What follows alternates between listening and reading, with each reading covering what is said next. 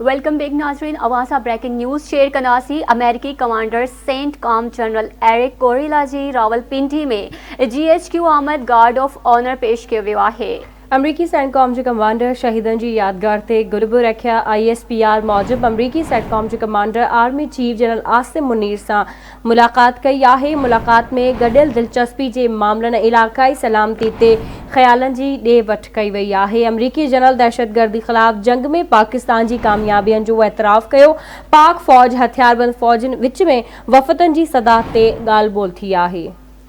एक भेरो बीहर अवासा ब्रेकिंग न्यूज़ शेयर कर रहा हूँ। अमेरिकी commander CENTCOM general Erik Kurilla ji Rawalpindi में GHQ आमद गार्ड ऑफ ऑनर पेश किया वियो। अमेरिकी सैनेट कॉम के कमांडर शहीदन की यादगार ते गुलब रखिया। ISPR मूजिब अमेरिकी सेंट कॉम के commander army chief general Asim Munir से मुलाकात कई है। मुलाकात में गडियल दिलचस्पी के मामलन और इलाकाई सलामती ते ख्यालन की ॾे वठ कई वई। अवां खे आगाह करे रहा हूँ। अमेरिकी जनरल दहशतगर्दी खिलाफ जंग में पाकिस्तान की कामयाबियन जो एतराफ़ किया। पाक फौज हथियारबंद फौजन विच में वफ़दन की सतह ते भी गाल बोल थी है।